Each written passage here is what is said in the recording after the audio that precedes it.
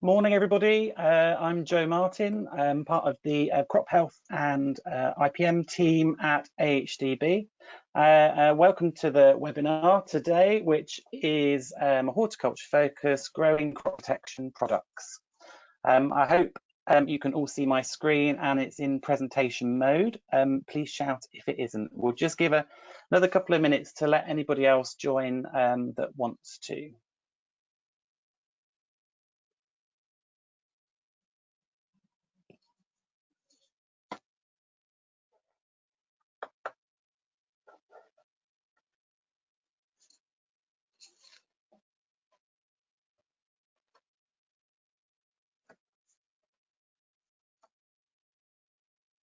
Okay, I think we're probably about there now. So just a quick bit of housekeeping. If you could please make sure that your microphones are on silent.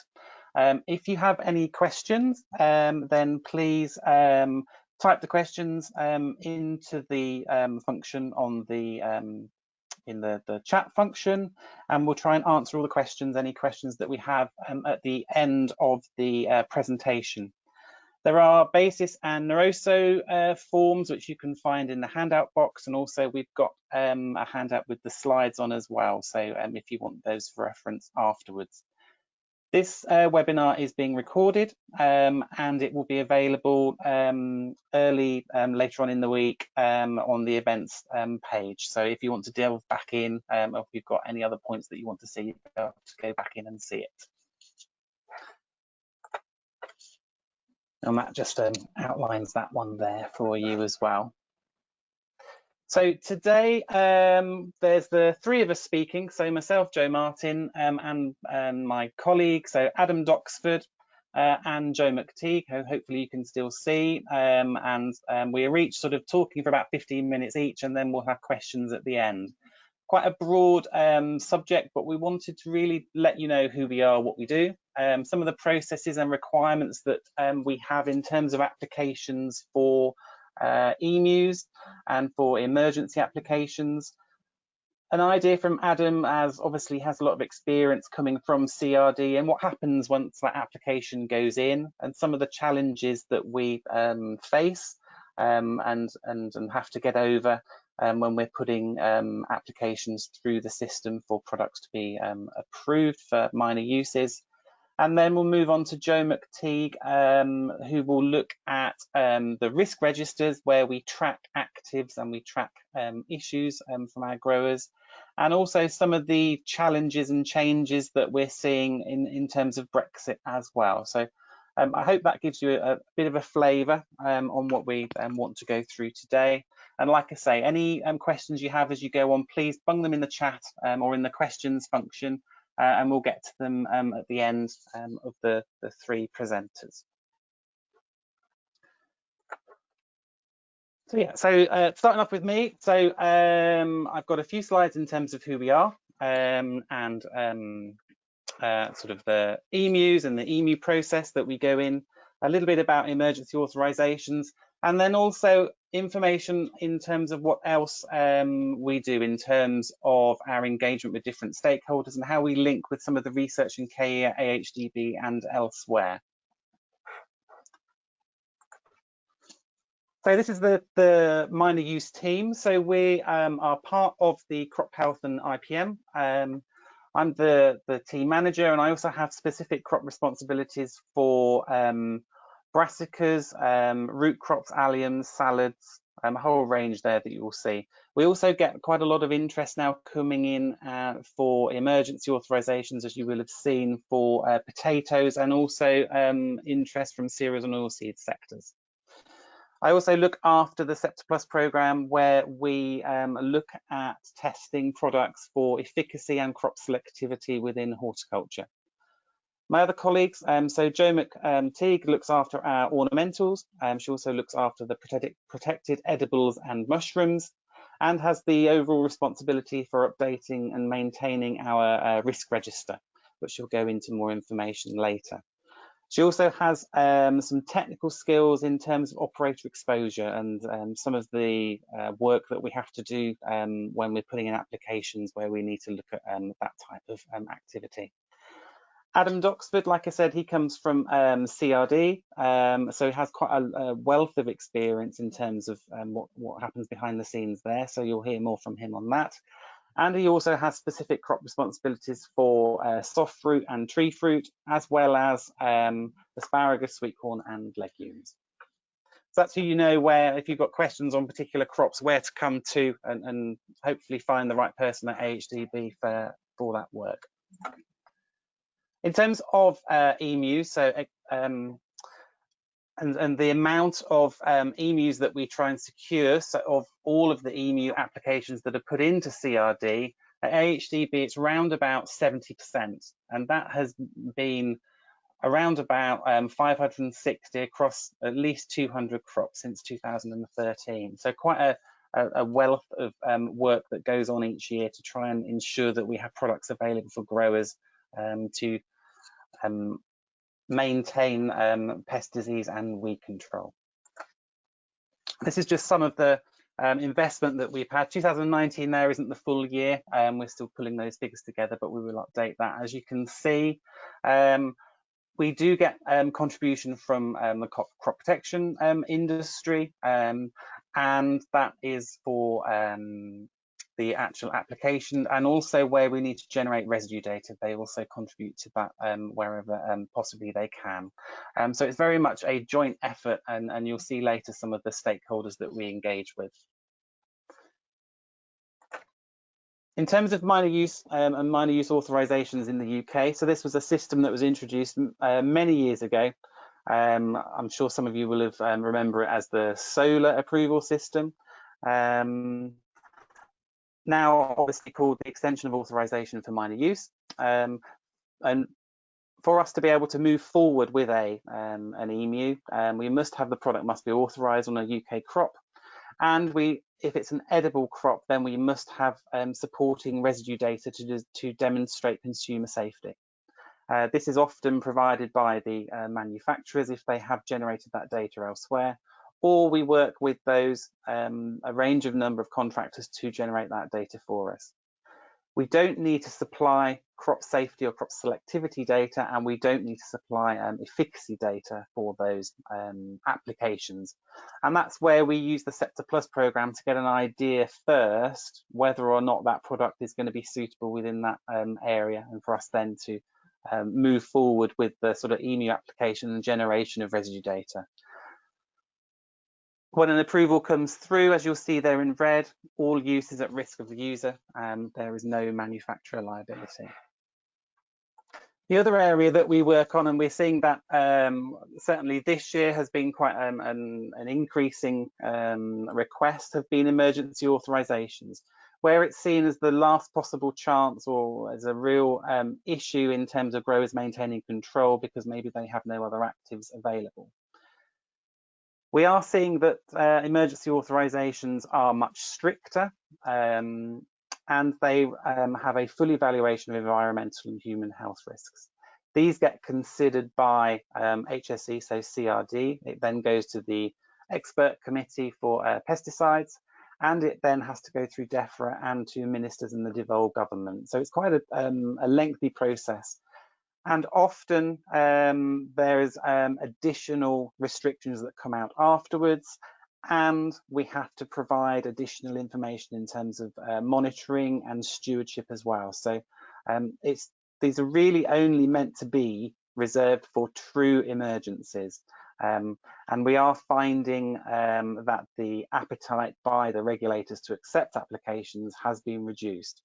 And as I say, there's significant additional information requested by CRD. One of the big parts of our time that we do is working with stakeholders. And as AHDB, it's really working with growers and agronomists and crop associations to understand the needs of the industry or the particular sector or crop group, and ensuring that we move forward with applications with their support and that they will see useful. often growers or crop associations may find products out as well that they maybe want us to move forward with that we perhaps haven't heard about. And we also obviously link with their panels and board at AHDB and other consultants. And it's really that sort of two-way process with all those different organisations and staff within AHDB when some products come through that might be suitable for moving forward. And we engage with a whole range of different sectors, and I apologise if I've missed some of the organisations out on here. Just gives you a bit of a flavour for who we work with. Many of the big ag chem manufacturers we work closely with to generate those EAMUs and get that support moving forward for products. We also work with distribution such as Agri and Fargrow. And obviously there's the regulator. So we have a close relationship with CRD, regularly meeting with those to put forward if we're having issues or struggling to move forward with certain applications in a way that we can work with them to help smooth that process. And then obviously we link with organisations such as NFU and IDMA as well. And this isn't just a UK-based thing. So we sit with minor use support within the EU. So we attend meetings on commodity expert groups. So that includes fruit and veg, ornamentals, fruit, seeds, etc. And this helps to identify problems across Europe that might be an issue that we can all take part in. And it allows us to cooperate and collaborate. And certainly moving forward with leaving the EU, we're still being encouraged to attend those meetings. And it helps us in terms of spreading the cost of residue generation. And also if data may be available elsewhere in Europe that we might be able to gain access to it. It's aware of us sharing that. And this isn't just an EU thing. We also sit on with the Global Minor Use Group. And this again facilitates the exchange of residue data across countries. Allows us to prioritise a particular pesticide. And again, there's an example there of blueberry where there was a lot of data generated across the world, which again helped reduce that cost for us and allowed the increase of MRLs to be established for a number of minor use crops. Linking to research and KE is really important, and within AHDB then we have the IPM programme which is coming through, and you'll see there that we're very much part of that stopping the crop protection toolbox. And like I say, two key projects where we particularly link includes the Scepter Plus programme, which hopefully many of you will know about, where we've tested quite a number of products over the past 4 years on a number of different trials. And that is generating EAMUs, and it's generating a number of applications or suitable products that we can move forward with. So that will continue next year as well. And you'll see the sort of the bioprotectant area, which is becoming more and more important, and linking with the AMBER programme, which is about getting best use of those products as well, is something that we work with. So minor uses, or probably more importantly, specialty crops are really important. We know crop protection solutions are being lost, and and new sustainable solutions are urgently required. And we work with both bioprotectants and chemistry, and it's really important with us to link with that IPM programme for the future and continue our work across the EU and worldwide, linking with all those whole range of stakeholders, with the ability of trying to have a level playing field. And that's really where we see ourselves as being a key role in leading and facilitating those approvals. Now I'm going to try and switch across to Adam, who will then talk you through his next set of slides, including CRD and challenges. So I shall stop sharing. Adam, hopefully you can start sharing. Yeah, I'll just bring my slides up now. Can everyone see that in full presentation mode?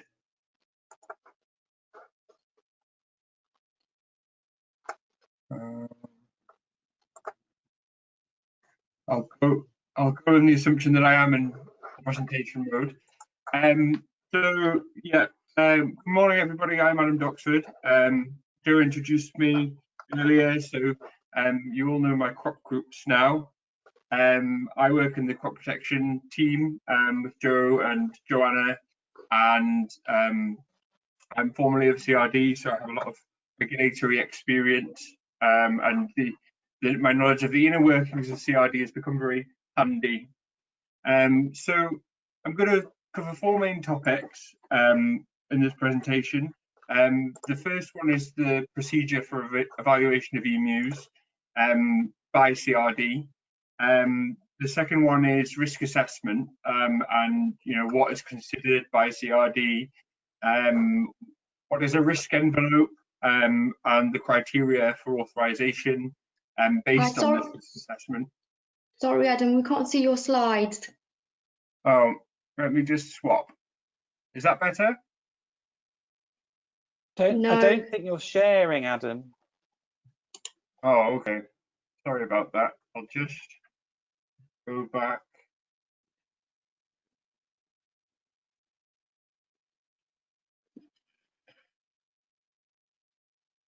How about now? We can see your presentation. Can you put it in presentation mode? Yep, sure. Right. Sorry about that. Excellent. Thank you. Brilliant. You only missed my title slide. So anyway, so yeah, I'll go over four main areas, and I've covered EAMU evaluation, risk assessment, so the outcomes of applications, the positive and the negative, and potential solutions to these. And also I wanted to finish on a broader consideration of how regulation might change and the opportunities that come with this post-Brexit. So the aims of the presentation are to give an understanding of how CRD evaluate these applications, the difficulties faced by AHDB in obtaining EAMUs due to the broad range of information that CRD may need for these applications, and then also to consider how regulatory changes might affect this process in the future and the applications for minor uses. So I wanted to start off with a kind of detailed procedural timeline of how CRD consider EAMU applications. And the first thing we do is gather our submission documentation. So this generally consists of covering letters, appropriate application forms, justification cases that are provided to us by agronomists often, which is a great help for these applications, that show the agronomic need for the EAMU, letters of access from the companies who own the data that support risk assessment, and then often we may provide other data, risk assessments, things that we've done ourselves that we've had the time and the expertise to do. Once this application is submitted to CRD, CRD will then check that they have all the information that they need to accept the application. If it isn't, it's rejected initially, and we have to kind of fill in the gaps, and then we send it back to them again, and it goes through that initial process. But once it's accepted, they will put it in an 18-month. They'll give it an 18-month target and put it in a queue of all applications that we receive for pesticide authorization. So that includes applications by companies for called on-label uses. So the main label uses of the product. In some instances, CRD might consider the season of use, but it really depends how busy they are. They don't have an obligation to growers of minor crops to process these any quicker, but they will often consider certain priority applications, but we have to be quite careful about which ones we label as priority, because it's very easy to use that up. The application will be then assigned a project manager who will consider what risk assessment is required, and they will send it on to specialist members of staff within CRD for that risk assessment. Once a risk assessment is completed, we will then receive a notification that of the outcome of the application, and this is kind of one of 4 main outcomes that I'll cover in more detail a bit later on in my slideshow.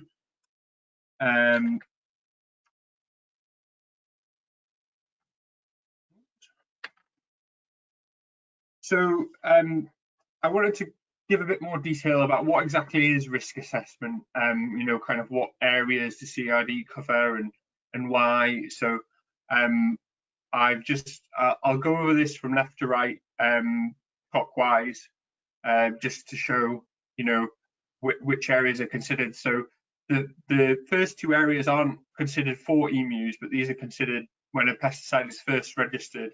Pesticide chemistry obviously covers storage and stability of a product, whether or not it might be explosive or corrosive, things like that. And they consider this based on a range of testing done on the preparation and spray solutions.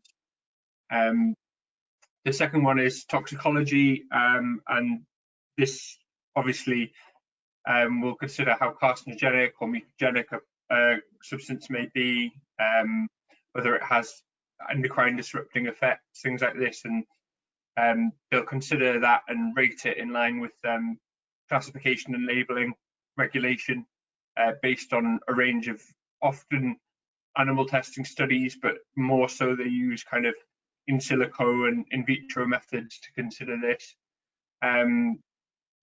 They also consider residues and consumer risk, as Joe touched on earlier. So that will look at modelling how likely a consumer is to be harmed by repeated doses of residues in their food or acute exposure.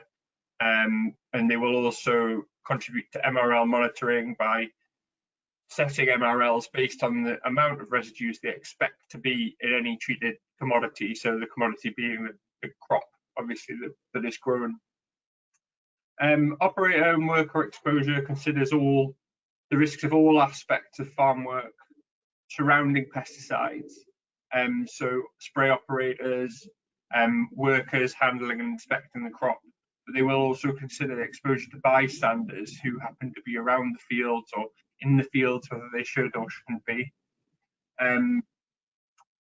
Environmental fate and behaviour is the modelling, but computer modelling of how a pesticide distributes in the environment, and whether this will be persistent in soil or it'll run off into watercourses, kind of which areas of the risk assessment of which areas of the environment are most at risk from exposure to that pesticide. Once they've kind of calculated these, what they call exposure kind of quotients, they will then pass these on to the ecotoxicology team, who consider a variety of non-target organisms, which generally are keystone species within the ecosystem, such as certain birds and mammals, ladybirds, earthworms, ones that are considered to be vital for a functioning ecosystem. And they will consider whether the exposure to these organisms results in an acceptable level of population loss from treatment of that pesticide. So there's always a consideration of acceptable risk there and not outright risk. Finally, efficacy is considered briefly at the beginning of an application at the SIFT stage, where CRD check whether or not the EAMU is needed, and this is done by evaluation of the case for need. But as Joe mentioned, we use efficacy data to inform what applications we apply for, but not it is not a requirement of EAMU application. So I just wanted to talk a little bit about the principle of EAMUs and what we call a risk envelope. Often in seeking an EAMU, it is helpful to have a crop that's most representative of the crop you're seeking. So this could be considered to be defined as, you know, the existing use of a plant protection product that is most similar to the minor use being sought in terms of kind of crop height, shape, leaf morphology, harvest and maintenance practices, and cultivation techniques or situations, outdoor protected, that kind of thing. So basically, that CRD, they have to do the least amount of additional work to grant an EAMU, because we can't supply them with those risk assessments that address the crop in many cases, and the specific crop that we're asking for. So it's best to have a use that's most similar to that crop, and those are often what we stand the greatest chances of success in achieving an EAMU, is having an appropriate risk envelope. So a crop has a use on something similar, it's much easier to apply for an EAMU. So the moment you've all been waiting for, granting an EAMU, we have the criteria for an authorisation are simply that the risk assessment is considered to be acceptable in really any one of these three areas given on the slide, with also an appropriate justification of the agronomic needs, so acceptable risk to consumers, bystanders, operators, workers, and indeed non-target organisms and the environment. However, in order to establish this acceptable risk, additional restrictions may apply in the form of risk mitigation. Also, we have the undesirable outcome of refusal, and refusal is either refusal happens when there is an unacceptable risk identified in any one of the risk assessment areas considered by CRD. So it doesn't have to be multiple, any one that is considered unacceptable results in refusal. It will also be rejected, as I mentioned earlier, if CRD considers to be an insufficient agronomic need. And this also applies to Article 53 emergency authorisations that Joe mentioned earlier. So we have to be careful to properly justify those EAMU uses. So I wanted to go over some common reasons for refusal in the kind of main areas that we have to address, and these are roughly in descending order. They're least likely at the bottom, and most likely at the top to broadly be a reason for refusal. So one of the main blockers that we have is availability of residues data, but also the setting of MRLs, which is now becoming increasingly complicated because of EU exit. We now have a GB MRL system that operates outside of the EU MRL, and we're expecting there to be divergence in MRL levels over time. There were also some more kind of complicated active substance level requirements that might result in refusal of our applications, but these are often active substance specific, and they're not something that we can readily resolve ourselves. In terms of the environment, as I mentioned earlier, if the environmental risk is not covered by our risk envelope, then that's often a main reason for refusal. The target organisms considered vary from crop to crop, and in terms of timings and when certain things are likely to be foraging in the crop and things like that. So it's not always easy to judge how that's going to come out when it's put into CRD. There may also be the need for refinements to the existing risk assessments, which is something that we can sometimes help with, and also the renewal process where active substances are re-evaluated to modern standards will result in more restrictive environmental criteria, and often it is a case of just waiting for that renewal to happen for them to identify an acceptable environmental risk in line with the newer risk assessment standards. And finally, operator exposure. This, commonly there might be issues with inspection and harvest, operator exposure during treatment, or potential risk to bystanders. And these are a few of the solutions that we have. So we'll always try and get that EAMU for you, especially when we've gone to the difficulty of identifying when which product you want to seek. If there's only one thing that needs to be addressed, then we'll work with the authorization holders to address some of these issues, maybe explore different risk envelopes, risk mitigation measures that CRD haven't considered, such as use of gloves, and things like that. But there's often a solution, and we will always try and find it if we can and change that verdict. So I just wanted to talk a little bit about loss of actives. Joe's already touched on this, and yeah, this is a kind of built into the regulation. Really, the hazard criteria and the appetite for exposure to the environment and humans is much reduced in terms of the modern risk assessment standards. This figures into our risk registers that Joe will talk about in a bit, and I will just go over my last slide before handing over to Joe. I just wanted to say this, there's a light at the end of the tunnel. Regulatory change has great potential to introduce more consideration of real world exposure scenarios, more targeted applications, maybe with bait sprays, trappings, with attractants.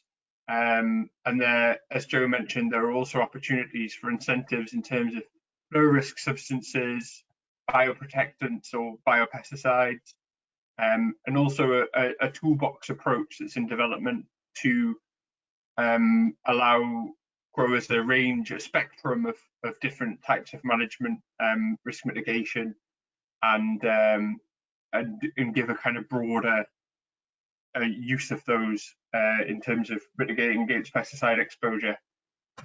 Thanks for listening. I'll now hand over to my colleague Joe McTigue, and I will stop sharing my screen.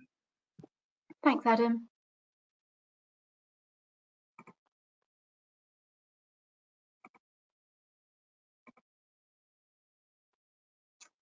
Okay, well, I will assume that I am now sharing my screen. Please do let me know if that's not the case. It's working, Joe. Thank you. So I am Joanna McTigue, and I'm going to talk mostly about our AHDB risk registers today. So I'm going to just touch briefly on my crop responsibilities and how that impacts on worker exposure. And then going on to the risk registers, I'm going to talk about the crop-specific risk registers that we hold, as well as the active substance risk register that sits behind all of those. And through it all, I'll just mention the regulatory regime changes that are going to be coming along with leaving the EU. So my crop responsibilities, as Joe mentioned earlier, are PEM and ornamentals. So that breaks down to tomatoes, peppers, cucumbers, and mushrooms. And for ornamentals, that includes bedding and pot plants, hardy nursery stock, bulbs and cut flowers, and it also encompasses fruit and nursery trees. Just for any ornamental growers or agronomists out there, just a reminder that the long-term arrangement of extension of use scheme has now closed, and that all products must now have an on-label authorization or EAMU authorization. I just wanted to touch on worker exposure because the crop groups I work with are particularly difficult when it comes to gaining a useful EAMU. We are often seeing worker re-entry periods going on to the EAMUs as a restriction, and this is because with ornamentals, often we're applying for a handheld application, and this is something that's not necessarily going to be an on-label use or even another EAMU use, so it's something we have to apply for as an additional. And also worker exposure issues, the handling activities with ornamentals, the pruning, the repotting, the transplanting. Again, they're not things that maybe other crops are doing so much of. So I have been able to use the calculators that are GB specific calculators. And what we do now is we check with each of our EAMUs on worker exposure before we put them in. And we look to mitigate with worker clothing or with gloves. Sometimes we need to mitigate by reducing the number of applications or reducing the dose rate. Occasionally, the companies will come through and they will have additional data, so dislodgeable foliar residue data, which we can use to mitigate. And with protected crops as well, so that sort of is both PEM and ornamentals and probably goes through to soft fruit as well. Again, because of the confined situation, we see that there are maybe some more issues with operational worker exposure. And again, those re-entry periods, which we have to find a balance in order to mitigate them with either extra worker clothing or reduced applications. So onto our risk registers.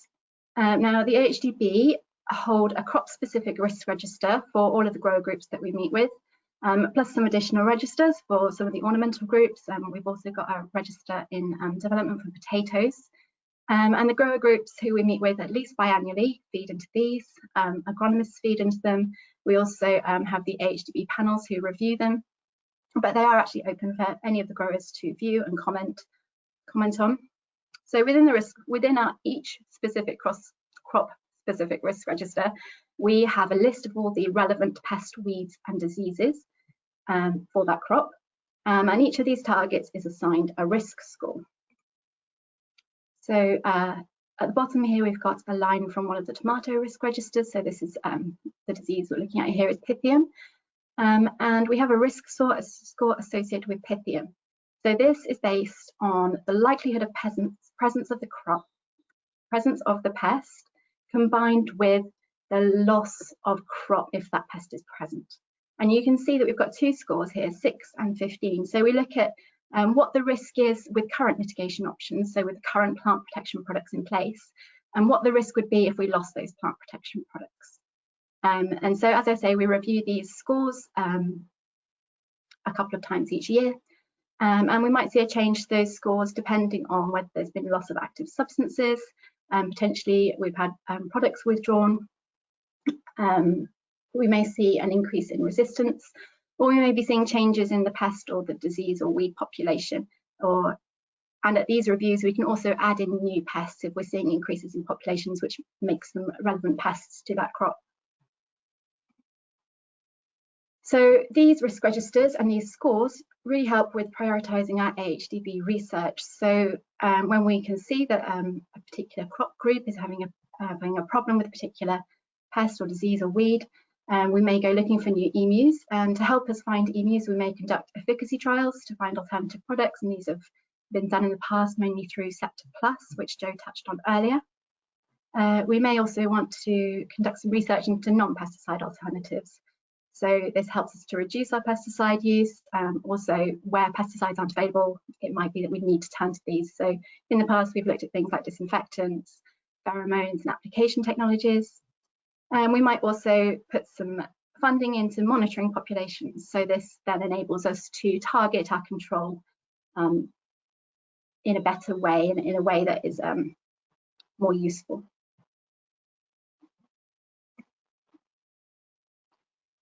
So within each of our crop-specific risk registers, we have all our pests, diseases and weeds listed.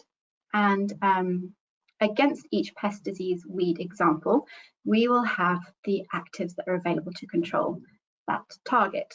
So on this particular example, we've got an insect, and you can see it's a high-risk insect, moderate risk with current mitigation options, but without mitigation, potentially it's very high risk. And you can see that we've got 11 actives available to use against it.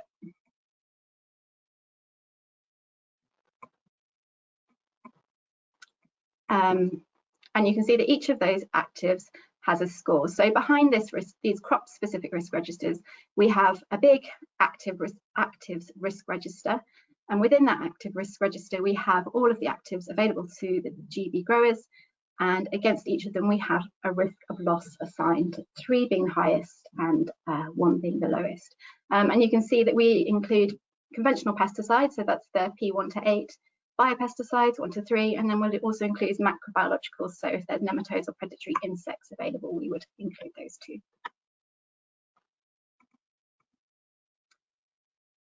So to populate this active substance risk register, we track our active substances. We do this by looking at the EU pesticides database, the UK authorised products register.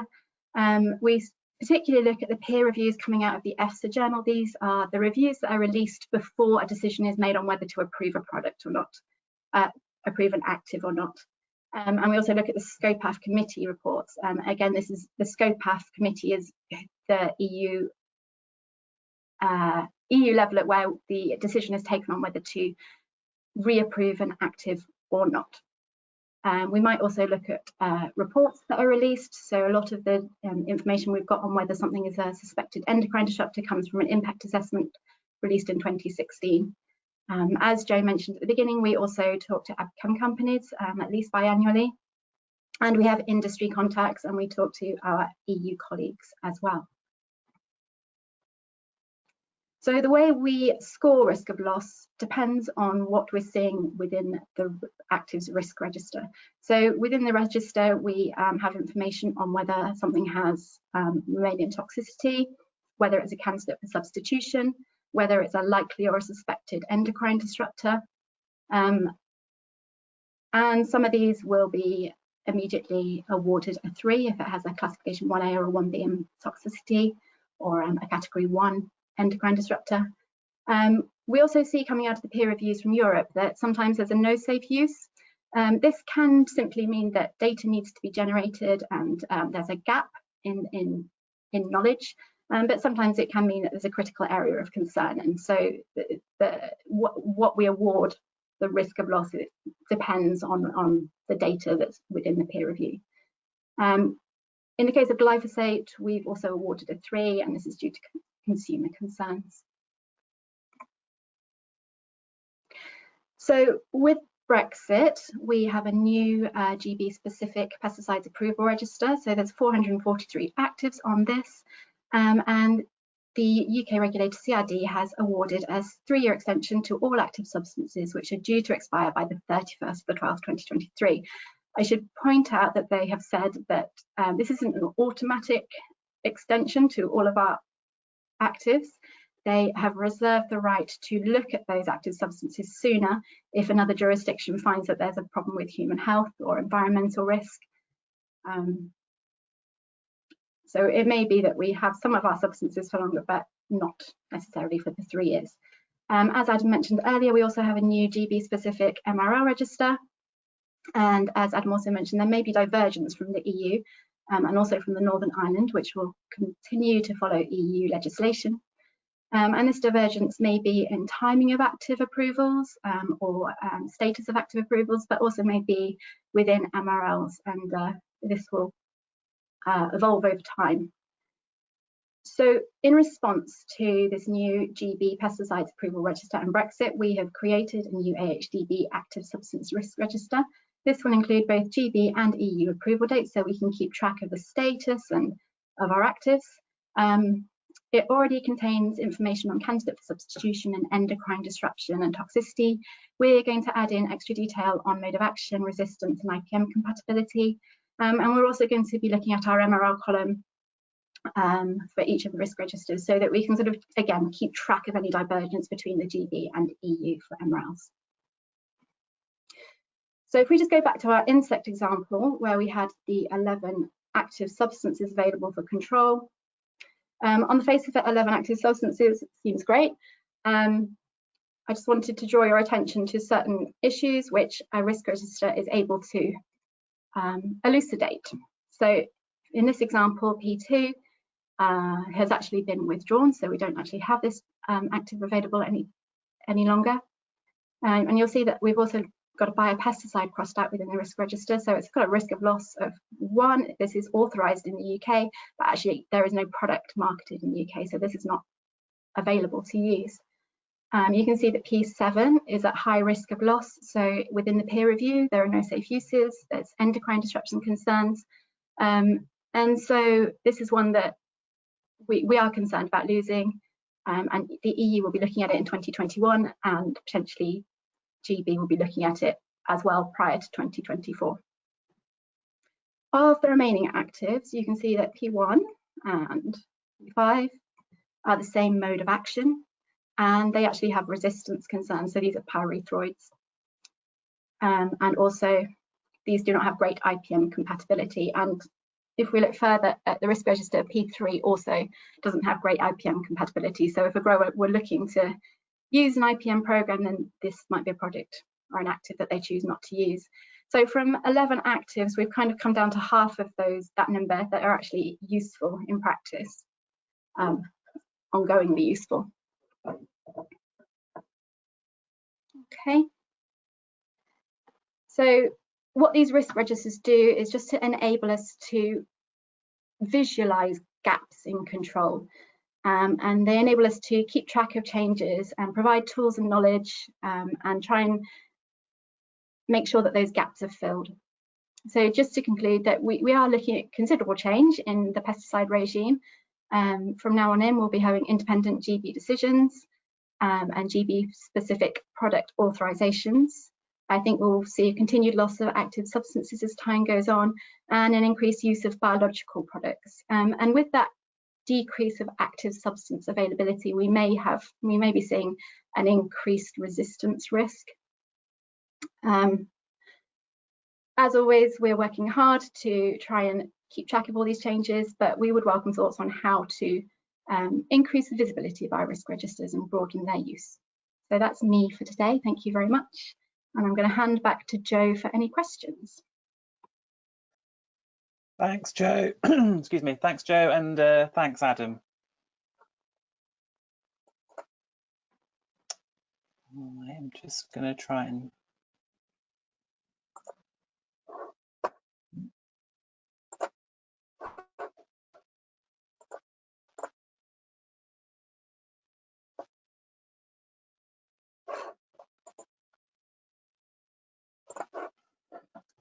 okay, so if you have any questions, then please add them into the questions box, and then we can go through some of them. We've got a couple in there that have popped through, and the first one is: are bioprotectants more likely to be granted an EAMU compared to conventional chemistry? I think maybe one for you, Adam, to try and answer. Yeah, I mean, a lot of bioprotectants don't need residues data, which is automatically something that increases our likelihood of gaining them. I think as well, because of the way the microorganisms behave in the environment, there's a lot less difference between different crops in terms of the exposure scenarios. It's kind of easier to calculate a catch-all exposure scenario for bioprotectants. So in terms of the kind of nuances of different crops and cultivation techniques, there's a lot less effect on how exposure is calculated there. So yeah, definitely a lot easier. And I know that CRD have incentives in terms of timelines and costs for companies registering those bioprotectants, which make it easier again because they're quicker to market and things like that. So yeah, I hope that answers your question. But yeah, bioprotectants definitely much easier. I would also just add that quite often with bioprotectants, we don't need residues data, and so there's just a smaller level of requirement there as well. Brilliant. So the next one is for you, Joe. Is the AHDB risk register publicly available? It is. You would need to, at the moment, you would need to email me and ask to view whichever register you were interested in. People do that. And I'm quite happy to send you the copy. We are looking at getting them up on the web. Yeah, we are looking at getting them up onto the web pages, and this is just a matter of how we go about this and ensure that they're constantly updated. Yeah, I would just like to add to that we have been revisiting our EAMU web pages that are hosted on the AHDB website, and certainly we should see some improvements coming through in the next week or so within that. And part of that, like Joe said, is how do we get those a bit more easy to show. But yeah, certainly email Jo if you want to have any information from her on those. And then the other part of that is, are mutual recognitions possible now we have left the EU? No. in short, no. CRD are looking at different methods of mutual recognition, but unfortunately, because of world trade rules, these are not easy.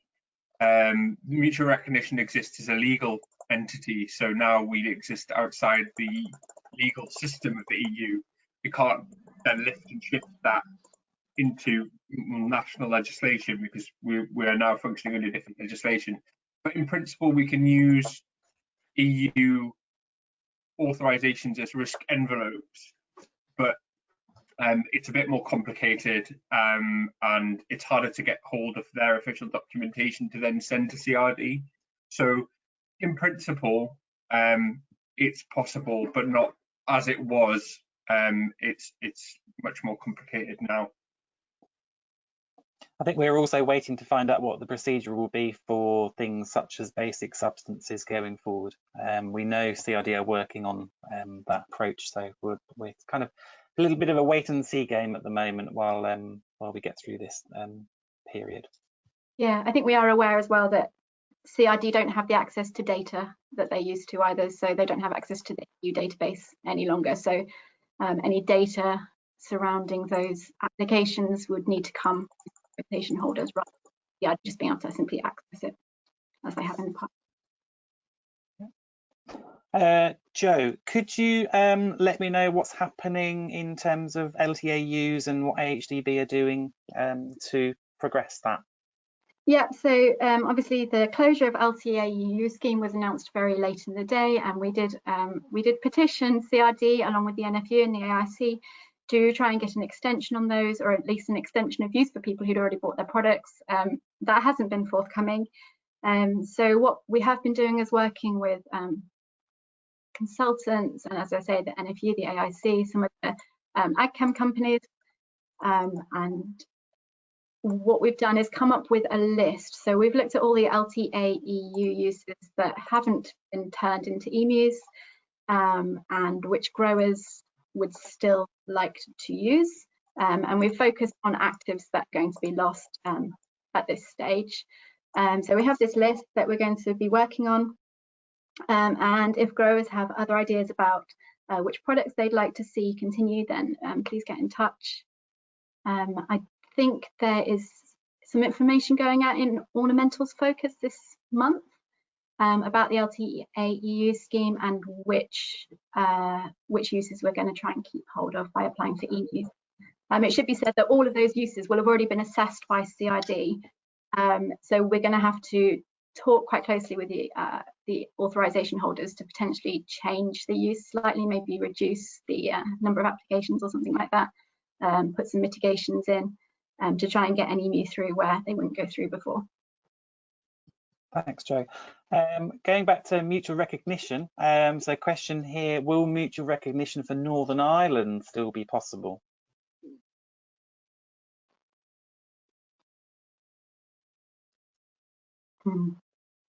Good question. Slightly dumbfounded. I think providing any use complies with EU MRLs as well as GB MRLs, I would say for Northern Ireland. Did you say Northern Ireland or the Republic of Ireland? Northern Ireland. Yeah, I would say it would likely have to be compliant with the EU MRLs, which is becoming more difficult. But yeah, I think the UK are working on a co-authorization system with Northern Ireland. Again, it's one of these things. They have a long list of tasks to get through in order to make post-EU exit pesticide regulation function properly.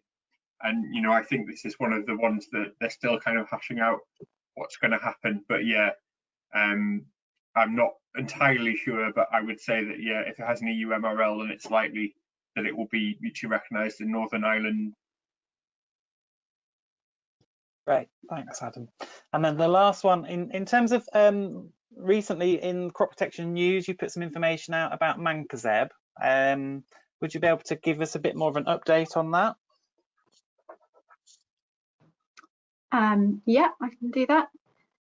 So in October, the EU voted to withdraw Mancozeb from use, and this was published into EU law on the 15th of December.